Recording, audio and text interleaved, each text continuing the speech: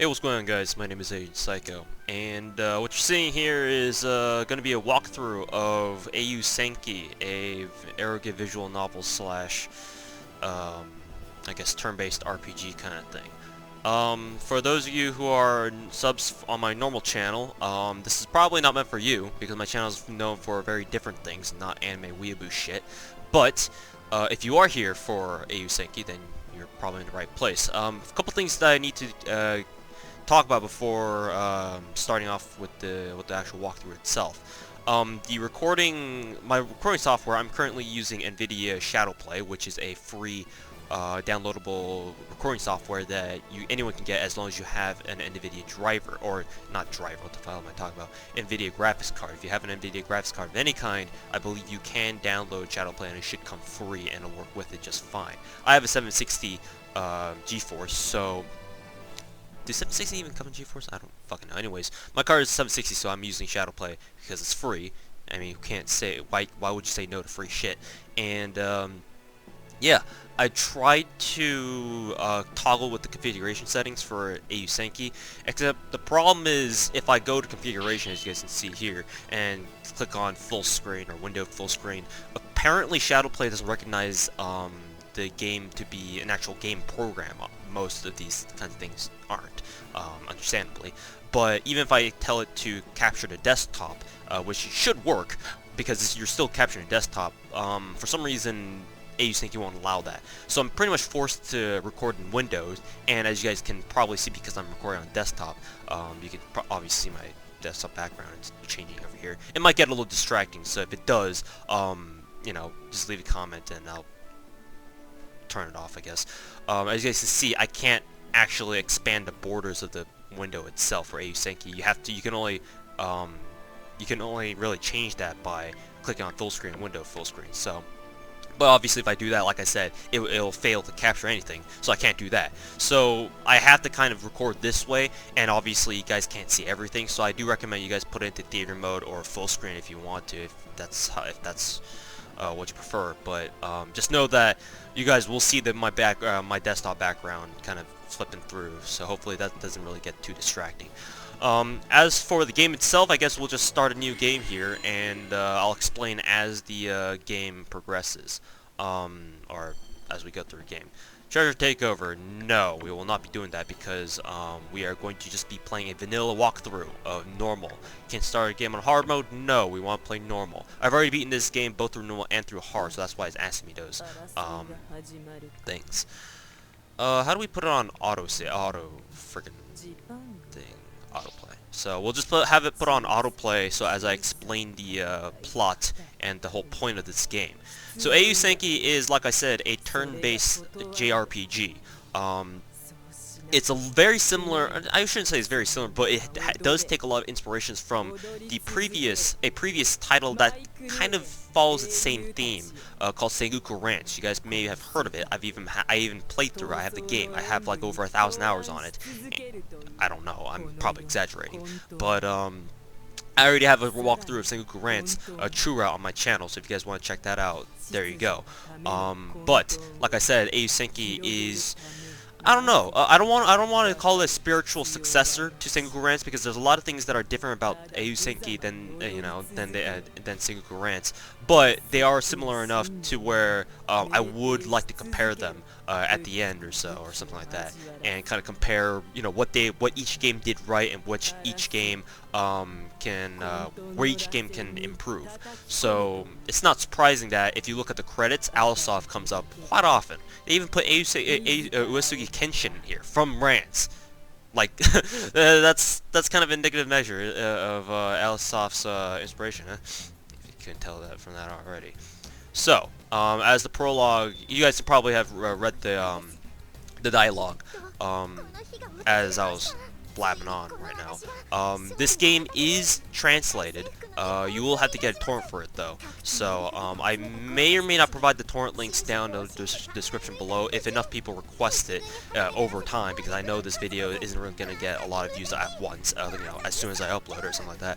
If a lot of people do request it over time, then I will put it into the description of this video. But, anyways, talking about the lore of the game itself. So, Eiyuu Senki, if you guys understand Japanese, Eiyuu means hero. And Senki probably means like conquest, something like that. I'm not very good at Japanese. I know a little bit, but not too much. But Eiyuu does mean hero. And it's very appropriate in this game because basically what the game designers of this game, called Tenko, did was they turned the vast majority of historical heroes into girls, as does what Japan does a lot of the time, gender bending people to be cute little girls killing each other around the world. Typical, average Japanese weeaboo shit. But here's Himiko, your main heroine, whatever you want to call that. So she is the leader of Yamatai, and obviously, if you guys know anything about Japanese medieval history, Himiko was a very important Japanese historical figure. Don't ask me how she's important, just know that she is. Is the thing stuck? No, it's not. So Himiko is your main heroine, like I said, and you default to her as your main kind of protagonist kind of character. She will be in a lot of events throughout the entire game, and she stays relevant throughout the entire game. So that's how you know she's a main character. That being said, Himiko, I believe, was a female in real life too, so obviously they're not going to gender bend her to become a male because that's not how this game rolls. But every other male hero that this game features is a girl. Make no mistake, they are all girls. The only guy is the main protagonist, and you'll see him come up pretty shortly here.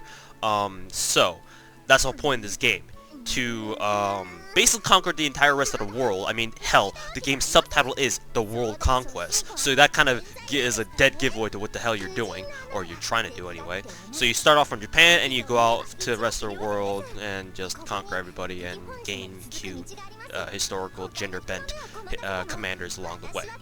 A lot of whom are really fucking broken, but shall get to that when the time comes. Anyways, now that I've explained the whole synopsis of the story in basically less than 10 minutes, or 5 minutes, or I'd probably extend that a little bit further than I needed to, let's go ahead and actually start with the gameplay. I will not be stopping through to let you guys read the captions themselves throughout the entire way, because that takes way too long. If you guys want to read the captions for yourselves, then you are probably going to have to download the game for yourself and read it that way. Just letting you know, reading takes a long time. As with any visual novel, even if it is a game-based, game like a JRPG or something like that. So, we shall skip through. And also, do recognize that you guys probably saw like a skip in the video there. That's because, obviously, like any arrogant Japanese JRPG, there will be sex scenes. So, obviously, I will have to, kind of edit out scenes where I know that there are not very YouTube friendly moments, and also I may have to cut out some of the when we get around to India, I'll explain why, because Ashoka for some reason is depicted without having any clothes. I mean, she has a veil, but that's about it. So yeah, obviously we can't have that on YouTube. I may get away with just flashing her once or twice as I scroll through as she shows up or whatever in the thing. Pressing control in this game skips through really fast, so I probably could get away with just skipping through and she'll just go flying by and no one will ever care, but obviously it's YouTube and shit happens. Anyways, let's start with this. Let's just do that, and yeah. So this guy with the question marks over his name, he's called, well, the game defaults his name to Chihaya if you just go with the default one that they give you. He basically, what I skipped through earlier just now is that Himiko is trying to march on Edo, where Oda Nobunaga is, and she's trying to conquer that city. And so basically, she marches over there with the troops, and she's like, ha ha ha, due to my genius planning, which she has none of, mind you, we are going to surround and attack Oda Nobunaga, except they completely fall for a trap and they get wrecked.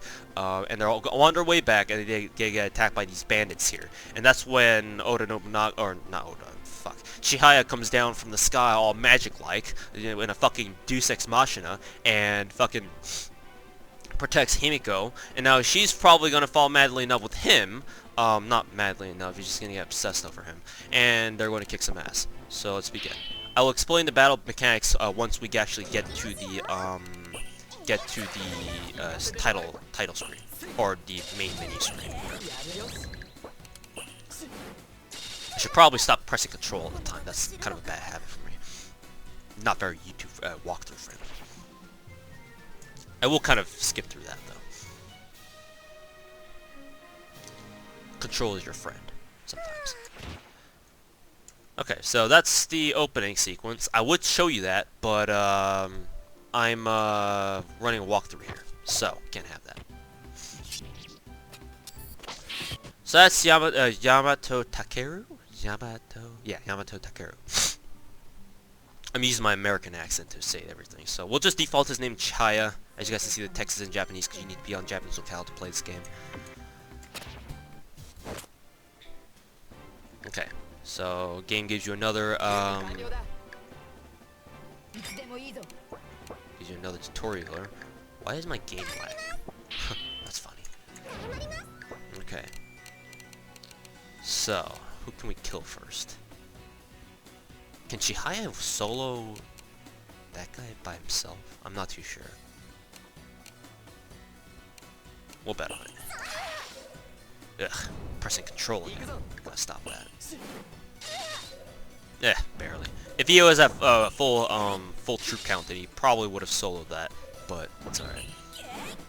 These are just training missions anyway. You pretty much have to fucking wait all the time in order to fail this kind of thing, but hey.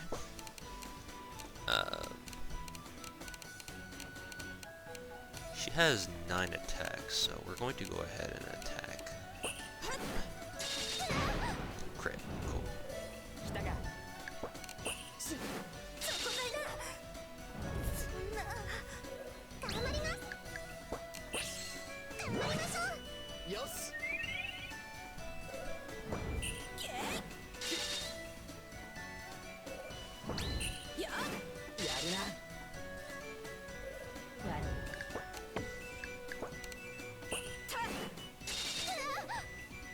Okay. Almost killed everyone here. And that should be the end of the game. Or the battle, not the end of the game. What the hell am I saying? Victory! Great! +10, +10. Very good, I like it. Okay, so basically up to this point, what I've skipped through, basically the summary of all the captions I've skipped through, is that Chihaya falls down from the ground, from the sky. Presumably he's summoned by some supernatural power into a parallel universe. Chihaya is most likely, this is just going off of what I think, but after playing through the game and reading through the dialogue, but Chihaya is most likely a resident of the ordinary world, like our world, because he's aware of modern conveniences like cars and shit like that. And he has been summoned to this world, a parallel universe or something like that, parallel world, what have you, where all the heroes in the world have been gender bent into girls and are all living in the same time era, I guess. They're all contemporaries. So you'll be seeing very weird things, such as Aristotle talking with Copernicus and Galileo. And by the way, Galileo is down in Australia. Don't ask me why. Well, I mean, if you're a history buff, you might figure out why, or it might make sense as to why Galileo is down in Australia, but still, it's freaking weird. Anyways, right now, you are in Yamatai. This is your controllable city. You can bring up a list of all the cities in the world by clicking the cities tab and see all their revenue and whatnot. But usually, you're never going to click this other than to kind of scan through the list. So, let's take a look at our troops. You start with Chihaya, Yamato, Takeru, and Himiko. I'm going to start speaking my Japanese accent because I don't like saying Japanese names with an American accent. It makes me sound like a weep. So yeah, like I said, you start with these three, and they're your three main characters. Himiko is a princess, or technically the queen of Yamatai. Chihaya is your other main character. He's the only guy. Get used to it. So basically, with not Yamato. Himiko is has successfully convinced Chihaya to stay with them in Yamatai and to help them reunite Japan in order to fulfill Himiko's dream of entire world conquest. That's what she wants, and she thinks that Chihaya, being a servant of heaven, whatever the fuck that means, will help her complete that objective. So that's why Chihaya is hanging around. Not that he has anywhere to go to, because, like I said, we think that he's a teleported being from the modern world, what have you. Yeah. So Yamato Takeru is a formerly retired commander who has been serving with Himiko and was originally supposed to be, according to the game lore, the king of Japan due to her sword. I forgot what her sword was called, but Chihaya's sword. Chihaya eventually gains Kusanagi from Takeru, if I'm not mistaken. I don't know what Takeru does with the Oroda sword that she gets, but whatever. So yeah, Takeru was supposed to be the original king of Japan, but because of circumstances that I'll explain when the time comes, she can't be king of Japan. Yeah, for reasons. So, what you're going to do here, this is your item slot, by the way. I don't really like how they do items in this game, because what you have to do is, it's nice that they gave you a screen that shows you, you know, how many items each character can equip. They can equip more than one with due time. It show you what items they have, but the problem is that the emblems for the items themselves are kind of small. And when you do want to equip an item, you have to go first click on them. It'll bring up an item slot thing right here, so it kind of enlarges them for whatever reason, and then you have to click on this in order to bring up the item menu. And as you can see, we don't really have any items on us right now. It's kind of, I don't know how I feel about this. It's just kind of unnecessary, I think. It should be just click on this and it should directly bring you to a screen, not have to click twice. But oh well, that's just me rambling. Next to the missions, you'll be clicking on this a lot because it's a lot easier to just click on missions and see all the missions that you have at your disposal. So yeah, right now we should probably do a few missions. Missions in this game are this game's rendition of events and things that you need to do in order to progress the storyline or improve your units, do character events, stuff like that. I think I said events twice in there, but it's okay. If you look down here where it says action points, as you can see, you have 2 action points that you can start with at the beginning of the game. You will get more action points at certain after certain scripted events as you progress the storyline. So you do get more. Don't worry, up to a maximum of 4. As you guys can see, it kind of has space for 2 more right there. This is your money, your funds, as they say. You have 1,100 gold. It's kind of like Sengoku Rents, where you know, your currency is kind of like its universal standard of gold. Gold pays for everything. So yeah, you'll probably notice me making a lot of allusions to Sengoku Rants mechanics along the way too, because these two games are similar enough for me to make comparisons. So yeah, there you go. Missions, let's go ahead and talk. Before we actually do a mission, we have to talk about skills and stats and whatnot. So if you guys look here at the troops, this will tell you your number of troops, your out of your current maximum, as you guys can see, because Chihaya suffered a few losses, suffered some damage throughout the training battles. Well, they're not training battles, but they're intended to be. He's got 20 less troops. If you rest a turn without a unit, or actually every unit after spending a turn, if you say click on end turn here, after it becomes your turn again, all troops will heal like a certain set amount of troops. I think it's a percentage of like 10% or something like that. I could be wrong. There are items that let you kind of recover faster this way, but we'll talk about that when we actually get to that. So that's your troops. It also says your class right here. Chihaya and Yamato are swordsmen, or swordswomen for Yamato, and Himiko is magician. In this game, combat stats are kind of simple, I guess you could say. They only show you your attack, defense, and speed, because that's all you really need. That's all this game ever takes into account. So Chihaya and Yamato are obviously really strong, but Himiko has a lot of defense, and Chihaya and Himiko are both fast, whereas Yamato has average defense and really shit speed. This game ranks combat stats from 0 to 10. I've never actually seen a 0, like a default 0. You can actually get down to 0 through battle buffs, debuffs, and environmental conditions. You can actually do that, but I've yet to see a character who actually has 0 stat just by themselves. So I guess that's something to be thankful about, I guess. You can actually go over 10 with items. Some characters actually have more than 10 of some kind of skill by themselves without any items, so that's pretty epic, I guess. That'll come in handy later. But, yeah.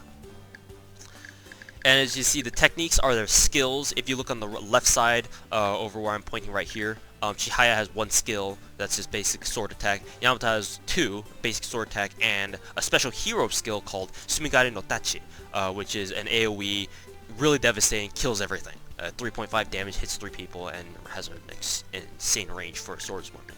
And Himiko has default magic missile. I don't know why they called it magic missile, but I mean, okay, whatever. I mean, missile is a projectile, so whatever. And healing, ally recovers by 25%. So there you go. Those are their skills. They will gain more skills through character events and whatnot. So they will get more. They're not going to be using the same skills throughout the entire game. Obviously, let's talk about growth that way, huh? Items. I think we've already covered that. Missions. So as you can see, if we try to click on a mission here, you'll see that there's requirements. Some require money, and some require other attributes of some kind. So for example, if we click on this mission involves combat, they'll tell you, thankfully, and you can click on Chihaya in order to fill the requirements. Or you can just deselect, oh, that's not what it do. You can just click on auto, and it'll just fill in all the mercenaries, or not mercenaries, the commanders that you know, the game just randomly selects in order to fulfill this in the most optimal way. This button will be your very best friend when it comes to missions, so just keep that in mind. So once all the requirements are met, you can start the mission. Just to explain the attributes a little bit first, there are 6 known attributes in this game, starting from left to right. This is just search. That's why SRC. I believe I think that may be research instead of just search, but I think it's just search. This is diplomacy. This is, I think it's either research or chemistry. It's a chemistry flask, obviously. And the hammer is construction. There are 2 more attributes here, or skills, that you don't see because none of your early commanders have them. One of them is climb, which is the symbol of a boot, and the last one is sail, which is the emblem of ship. And you'll get other commanders who come with those skills when you actually need them. So don't worry, they'll all be provided to you with due time. You cannot change these skills, unlike their stats. If we go to troops again, unit stats all start with or their stats can be modified through items. That's really the only way you can modify them. I don't think that there's any character event that actually boosts stats by themselves. You must have items in order to stat boost. Also, there's another way to give stat boost later on down the road, but we'll get to that when the time comes. And it's a little bit more complicated that way. So yeah, that way you can actually change those values. For skills, you can't change them at all. All commanders come with like a set of skills, to be redundant, and you can't change them at all. So what you see here is what you're gonna have for the rest of the game, unfortunately. So you're just gonna have to deal with that. There is no item or no character event that lets you have more skills or improve a skill so that its value goes up or something like that. And with that, I think that basically explained everything. I mean, let's just go ahead and take a look around the map. As you guys can see, there's Africa, Middle East, Europe, Britain, Midwest Asia. I don't really know what to call this region. West China, India, Mongolia, Russia, obviously. Southeast, Australia, New Zealand, South America, North America. So, to give you a perspective of how screwed up this timeline is that this parallel world is in, you see these cities? Tenochtitlan, or Tenochtitlan. I can't really say that properly. I know there's a proper way of saying it, but I just can't do it right now. And Teotihuacan? Something like that. These are the Aztecs. These are the Incas. Over here, this is not just France or Germany or Italy. They're the EU, as in European Union. See, the flag kind of looks similar, doesn't it? So yeah, Napoleon is hanging out in Paris, while King Arthur is in Camelot. So why the hell are who's the hero of Aztecs? Montezuma. Why the hell is Montezuma in the same world as Napoleon, King Arthur, Himiko, and Kublai Khan? Don't ask me. Just how the game rolls. Anyways, let's go ahead and do a few missions here. So right off the bat, we're going to go ahead and hire our mercenaries. The mercenaries they give you at the beginning of the game are actually really good for what they are. So we get Hijikata Toshizo. She's a swordswoman, as you guys can see here, and she's meant to be like a tanky swordswoman. By the way, ignore the whole fact that they've over-sexualized her character. They do that for a lot of characters, but at least it's YouTube friendly, barely. So yeah, she doesn't have great attack. I mean, 6 attack is nothing to laugh at, but still, there are other characters who have much better attack stats. But she's got a whole lot of defense, and she's pretty fast too. So she's really mainly useful for defensive battles when the enemy invades you, because they will. So just keep that in mind. And also we'll go ahead and recruit this other girl as well, Hiraga Gennai. She is a lolly magician, I believe. Yeah, who has very good stats overall. 876. That's actually not very bad, or that's actually really good. It's ironic that you're the only 2 generic characters you'll ever have, because you can tell they don't have voice acting, are actually starting with some really good stats here. She's actually very versatile in that her attacks come with magic missile and bombardment, which means that she has infinite range. She can hit anyone on the map at any time throughout the battle, which means you can just always put her in the back row and she can hit anything. On top of which, bombardment also is very effective against a lot of unit types. So we'll explain battle attributes when we actually get into that in another video, because I feel like I've talked for way too long right now. But yeah. Let's go ahead and end our turn here. We're going to go ahead and save. As you can see, I've played through the game enough. I can just override everything because I don't really care. And we'll end a turn. So, when you end a turn, you can see other nations and other rival cities that are nearby that you should be aware of. So that's, as we can see, we've been introduced to Kyoto and Edo. So because they're not doing anything, it becomes our turn again, so we'll save again here. Check on them, because we don't have any items. That's fine. Go to missions again. So, go ahead and do a few missions here.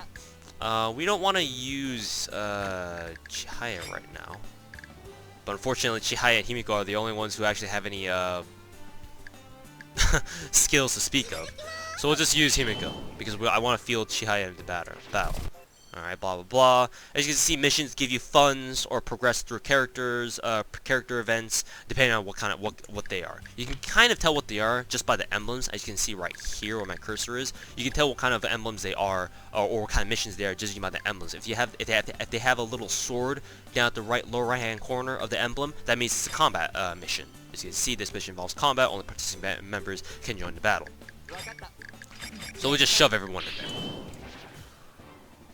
Now we're just fleshing out some bandits that are bothering the nation. So we'll just place them all right here. So this is a good time to explain battle mechanics. So swordsmen obviously belong in front, as with any other frontliner unit, and magicians typically are put in the back. Like Sengoku Rants, like I said, I'll be making a lot of references to Sengoku Rants here. Like Sengoku Rants, you can place units anywhere on the field. As you can see, the battlefield is a 3x6, and you basically can put units on the left half of the 3x6 battle area. So obviously, it's a little bit different from Sengoku Rants, where you're only allowed to a 6x3. You can place up to 6 units at a time. This allows for a little bit more tacticalness, because there are a lot of hero skills that are AoE, so you have to kind of keep in mind how many your unit placement, so you don't just get wrecked by hero units hero skills all the time. But because no one really has a hero skill except for who is it, Yamato here, you don't really need to worry about that. So that being said, there are hero kind of attributes where, not hero attributes, there are unit attributes where certain units are effective against others. We will be going over them as we go along. So if you right click, you can see you can see the full battlefield for yourself. You guys,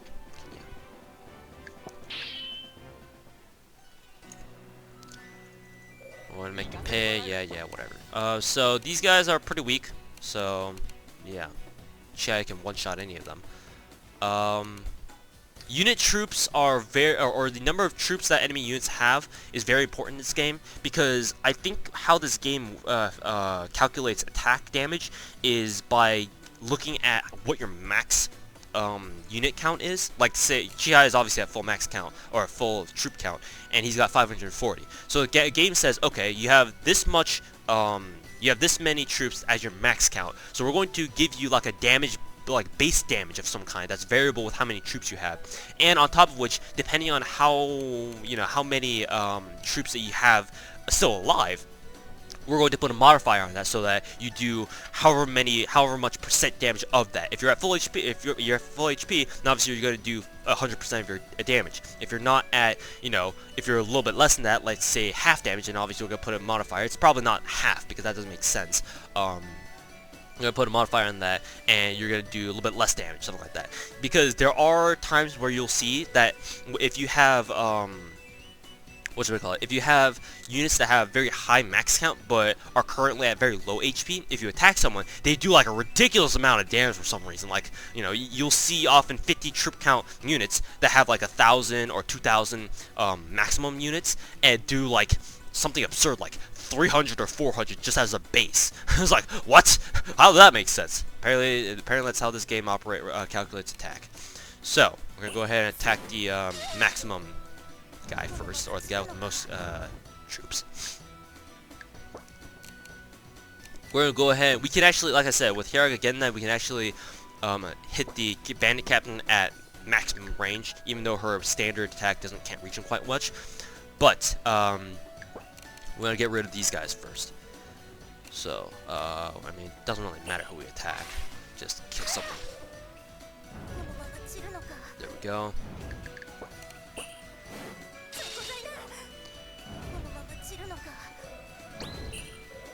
Alright, so he's gonna move up because the bandit captain unit couldn't have reached them from all the way in the back. So that means that we can just wail away at him for free. Another thing to keep in mind is that every time you attack, either side gains a certain amount of brave. This gauge up here is your what are called brave. These individual orbs, they're called brave balls. Literally, the game refers to them as brave balls. Don't ask me why. I just refer to them as just brave orbs, or just brave, and to be simple, for obvious reasons. But every time you make an attack, and every time a turn expires, you gain a certain amount of brave. Brave is what you need to execute certain hero attacks, or lots of them anyway. So that's what you really need. So obviously brave is very, very important, and you need to keep an eye on this in order to kind of manage your hero skills and see what certain heroes can do at a certain given time. Turns, you almost never need to worry about turns left here, because in the vast majority of the battles, you're gonna end the game before the time thing turns to 0. It's a very different thing from Sengoku Rance, where oftentimes you go all the way down, all your time expires, and you sometimes have to win that way. For Eiyuu Senki, that doesn't work like that. In fact, you're expected to kill them before time runs out. I believe if time runs out, you actually default to lose. I've never done that before, so I don't know for sure. And obviously, right below that, you see your battle orders. So there you go. So that's your battle. Funds increase by 500, and you get an item out of it. Yay. So let's go ahead. Oh, we can't really equip items right now because obviously we can't. We've already used up all our commanders, so there we go. Go on your turn.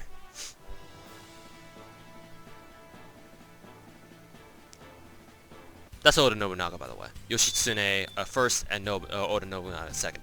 Don't ask me why Nobunaga doesn't wear pants. Not very many characters actually do, now that I think about it.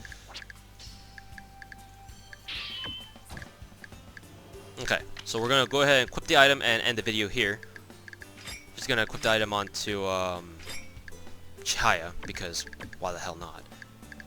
And we shall go ahead and save again, because excessively saving is always nice. So we'll end the video here, and yeah, continue on our conquest of Japan with the next video. So thank you guys very much for watching, and we will see you guys later.